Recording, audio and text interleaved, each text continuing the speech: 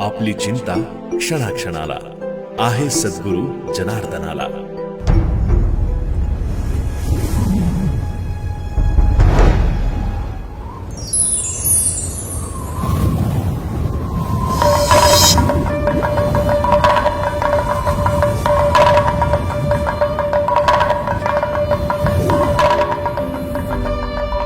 कहते हैं उचित और अहम कारण की वजह से भगवान मनुष्य के रूप में धरती पर जन्म लेकर इस पावन धरती की बिगड़ी हालत को सुधारने और मानवता को आशीर्वाद देने की इच्छा के कारण ही वे इस मृत्यु लोक में अवतार लेते हैं।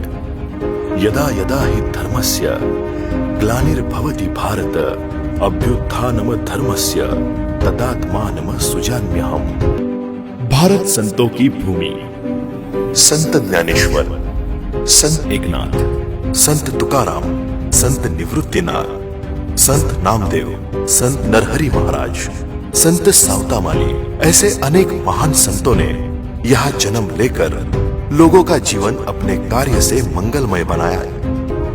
निजाम, मुगल और अंग्रेजों के आक्रमण के कारण हिंदुस्तान में अनेक धर्मों का अस्तित्व बढ़ रहा था। जगह जगह पर हिंदू देव देवताओं के मंदिरों को उद्ध्वस्त कर दिया जा रहा था। साल 1914 एक तरफ आजादी की लड़ाई और दूसरी ओर धर्म की लड़ाई। धर्म का मानो अस्तित्व मिट रहा था। सब तरफ लोग परेशान थे, मानो किसी धर्म के मसीहा की तलाश में उनकी आंखें लगी थी। फिर एक साक्षात्कार हुआ। कन्नड़ तालुका गांव टापरगांव, 24 सितंबर 1914। माता भालसाई और पिता अप्पा साहब उगले, इनके घर इस महान विभूति ने जन्म लेकर हिंदुस्तान में हिंदू धर्म को पुनर्जीवित किया। उस महान शिवात्मा का मानवावतार नाम था निष्काम कर्मयोगी श्री संत जनार्दन स्वामी। जब बसंत आता है तो प्रकृति मुस्कुराती है, और जब संत आता है तब संस्कृति मुस्कुराती है। जनार्दन स्वामी अपने दोस्तों के साथ शिवना नदी के तट पर जाकर रेत के छोटे छोटे शिवलिंग बनाकर उसकी पूजा करते। छोटी सी उम्र में ही वो शिव भक्ति में लीन हो चुके थे। बचपन से ही धर्म की ओर लगाव तो था, उसके साथ साथ सुबह सुबह गांव की प्रदक्षिणा और अकरा मारुति हनुमान जी को जलार्पण करने का रोजाना नियम ही बन गया था। काम, माता और भक्ति यही उनके जीवन में महत्वपूर्ण अंग थे। घर में भक्ति को होते हुए विरोध के कारण वो दुखी रहते थे। अब वो करंज गांव में आकर श्री माणिक शेठ झांबड़ के घर में वास्तव करने लगे थे। उनकी खेती का काम भी संभालने लगे। काम के साथ साथ वे लोगों में गीता, भागवत और हरिपाठ पहुंचाने का धार्मिक कार्य भी करने लगे थे। माणिक शेठ बड़े धार्मिक थे। विट्ठल का दर्शन लेने पंढरपुर गए। चंद्रभागा नदी में स्नान करके जैसे ही वे बाहर निकले तो जनार्दन उन्हें विट्ठल का दर्शन लेकर जाते हुए दिखे। कुछ देर वे संभ्रम के मारे हक्का बक्का रह गए। मन में ढेर सारे सवाल पैदा हो रहे थे।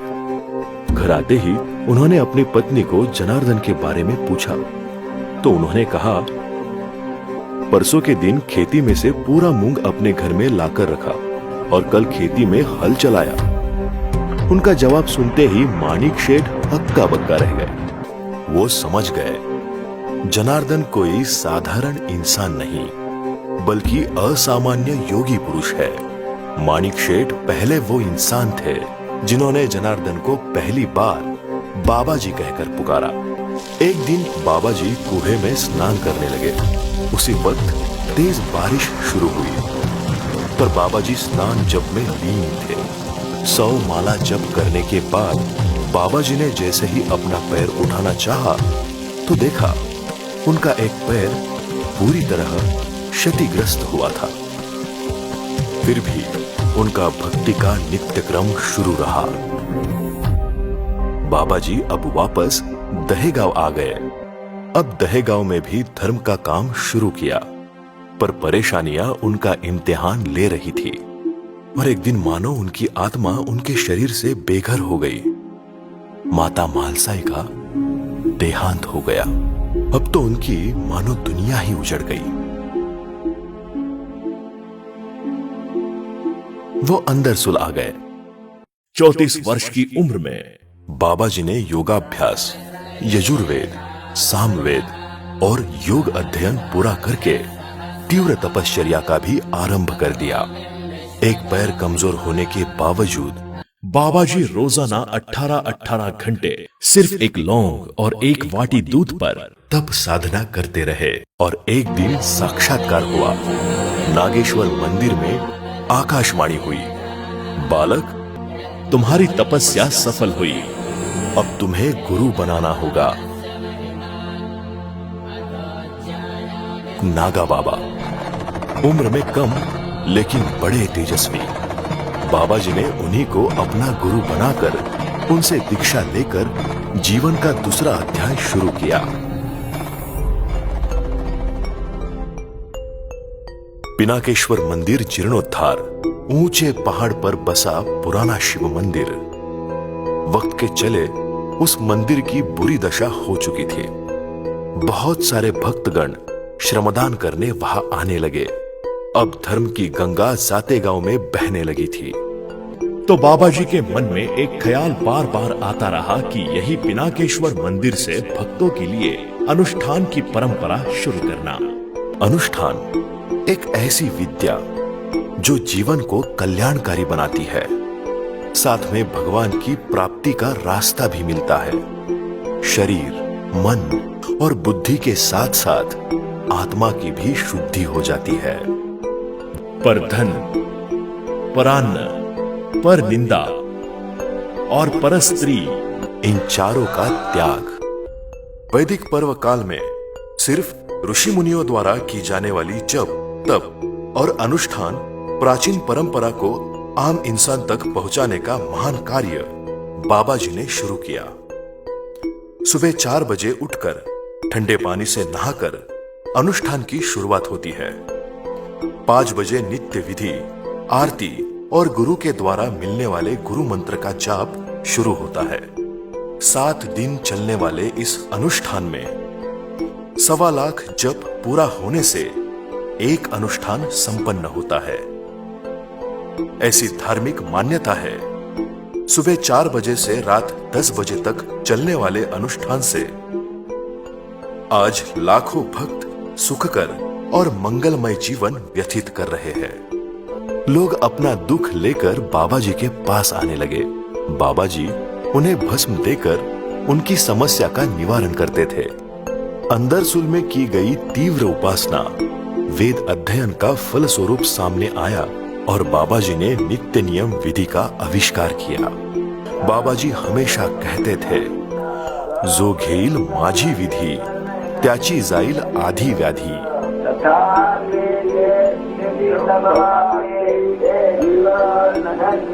आगे लक्ष्य था वेरूळ। बाबा जी वेरूळ आकर बसे। दान, दक्षिणा और श्रमदान से सिद्धेश्वर मंदिर का काम आरंभ हुआ।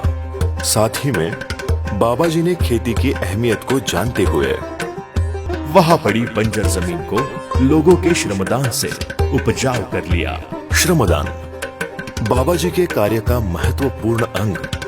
बाबा जी हमेशा कहते थे, माता हमें दुनिया दिखाती है, तो श्रमदान के निष्काम सेवा से अंतकरण शुद्ध होता है। साथ ही में शारीरिक स्वास्थ्य भी मिलता है। भक्ति हमें भगवान से मिलवाती है। एक महत्वपूर्ण कार्य बाबा जी जानते थे, पढ़ाई। जिस तरह भगवान श्री राम ने गुरु वशिष्ठ मुनि, भगवान श्री कृष्ण ने संदीपानी ऋषि से विद्या संपादन की, वही लुप्त हुई गुरुकुल परंपरा को बाबा जी ने शुरू करके पाठशाला का निर्माण किया। उनका संकल्प था कि पढ़ाई के साथ साथ संस्कार भी बच्चों पर होने जरूरी है। इसी के चलते बाबा जी ने वेरूळ में पाठशाला का निर्माण किया, जो आज प्राथमिक, माध्यमिक और उच्च माध्यमिक का रूप धारण कर चुकी है।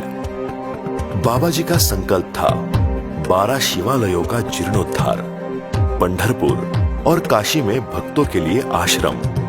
उसी के चलते बाबा जी ने सिद्धेश्वर वेरूळ, जनेश्वर महादेव मंदिर संभाजीनगर, पारेश्वर महादेव मंदिर पालखेड, काशी विश्वेश्वर पुनतांबा, हृदयेश्वर महादेव मंदिर त्र्यंबकेश्वर, ऐसे 9 शिवालयों का काम बाबा जी ने पूरा किया।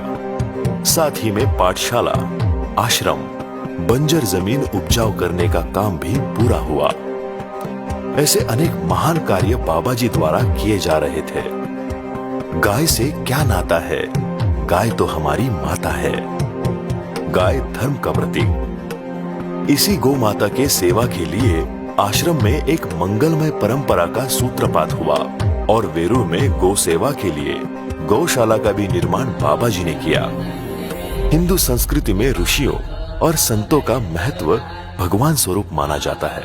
ऋषि सेवा एक ईश्वर सेवा मान्य है। इसी कारण से संतों के लिए निवास निर्माण किए। बाबा जी के मुख्य संकल्प है लोक कल्याणकारी अनुष्ठान, श्रमदान, अन्नदान, गौ माता पालन पोषण, गुरुकुल परंपरा का जतन करते हुए वेद पुराण का अध्ययन। ऋषि और कृषि यही ईश्वर सेवा है। ऐसे लोक कल्याणकारी कार्य का निर्माण करते हुए एक नए परिवार का निर्माण हुआ। जय बाबाजी भक्त परिवार। धर्म करा त्याने देवही येईल खरा। धर्म पांडवांनी केला, देव अंगी राबविला। धर्माविना नाही गती, धर्म जीवाचा सोबती। धर्म का कार्य निरंतर करते करते करोड़ों लोगों को शिव भक्ति का मार्ग देकर अपनी दैवी शक्ति से उनके दुखों को मिटाकर।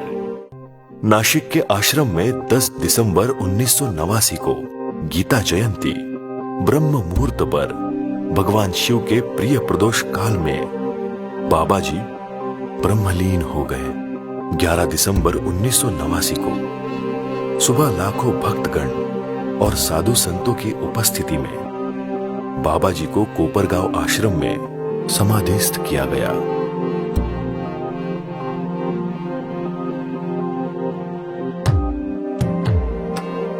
सोलह दिन संपन्न हुए। षोडशी उत्सव के समाप्ति पर बाबा जी के इच्छानुसार पट्टाभिषेक समारोह संपन्न होकर श्री संत परम पूज्य शांतिगिरी जी महाराज को उनका उत्तराधिकारी बनाया गया।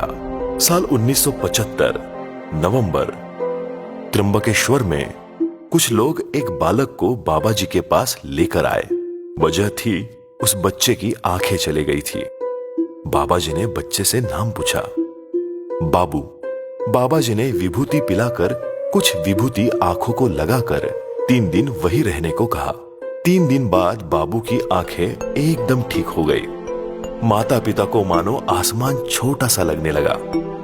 माता पिता बच्चे को घर ले जाने लगे तो बाबा जी ने कहा, बाबू को यही मेरे पास ही रहने दो।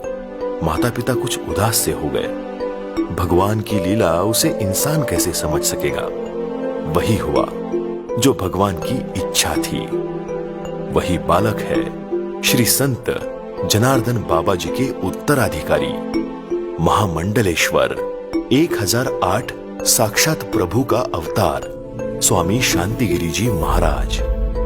स्वामी जी ने अपने गुरु की महिमा लोगों तक पहुंचाने का काम शुरू किया। साथ में अपने गुरु का संकल्प पूरा करने का काम भी शुरू हुआ। 8वें पुण्य स्मरण पर स्वामी जी ने बड़ा अनुष्ठान समारोह करने का संकल्प किया। 21,000 अनुष्ठाइयों को अनुष्ठान में सम्मिलित करना था, पर साक्षात्कार हुआ और 21 के बजाय 50,000 अनुष्ठाई अनुष्ठान में बैठे। यही गुरु की लीला थी। स्वामी जी ने 11वें पुण्य स्मरण पर 51,000 अनुष्ठाइयों को बिठाने का संकल्प किया और उसी दिन से मौन व्रत शुरू किया, जो आगे 9 साल तक जारी रहा। विश्व शांति समारोह का आयोजन हो रहा था। इसी के परिणाम स्वरूप गांव-गांव में बाबा जी का कार्य लोगों तक पहुंचने लगा।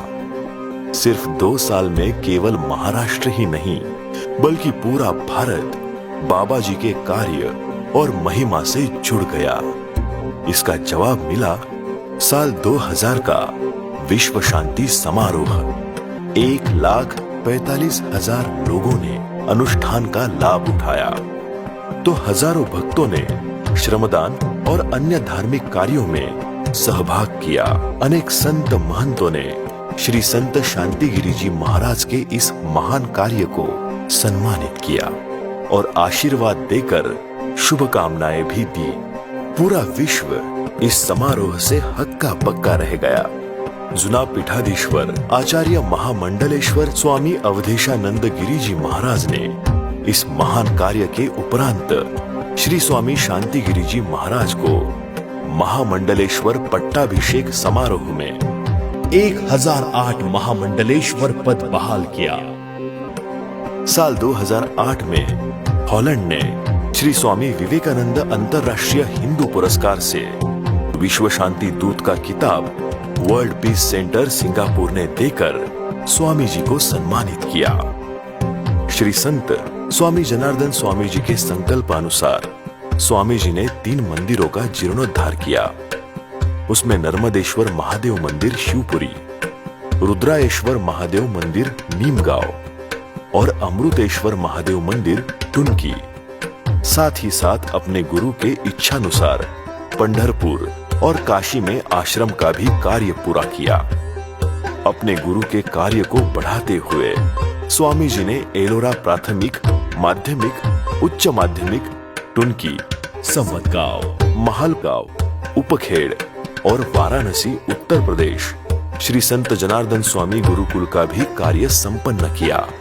यहाँ छात्रों को शिक्षा के साथ साथ आध्यात्मिक शिक्षा के चलते संस्कार शिक्षा भी मिलती है। उम्र के 17 साल से शुरू किया हुआ सिर्फ फलाहार का व्रत पिछले 45 साल से निरंतर चल रहा है। ब्रह्म मुहूर्त पर उठकर स्नान आदि कर स्वामी जी योगाभ्यास और प्राणायाम करते हुए 5 बजे नित्य नियम विधि पूर्ण करके अपने गुरु के बताए हुए श्रमदान कार्य को पूरा कर 9 बजे स्वामी जी का पूजा, हवन, अग्नि कार्य संपन्न होता है। 9 बजे से शुरू होता है लोगों का दुख निवारण कार्य, जो 1 बजे तक निरंतर चलता है। 1 बजे लोगों के दर्द का निवारण कर 1 बजे फिर से स्नान कर स्वामी जी हवन कार्य में जुट जाते हैं। आरती और सत्संग का आयोजन होता है। 10 बजे से सभी आश्रम, गुरुकुल आदि का जायजा लेकर स्वामी जी 11 बजे विश्राम के लिए अपने कुटिया में चले जाते हैं। आपली चिंता क्षणा क्षणाला आहे जगत गुरु स्वामी शांतिगिरींना। इस व्यस्तता के चलते स्वामी जी ने अपने गुरु के आशीर्वाद से 62 आश्रम, 7 गुरुकुलों का निर्माण किया। तो अभी कई जगह पर भक्तों के सुविधा के लिए और भी कार्य चल रहे हैं। नासिक में एक अभूतपूर्व शिवालय इसी कार्य का एक अंग है।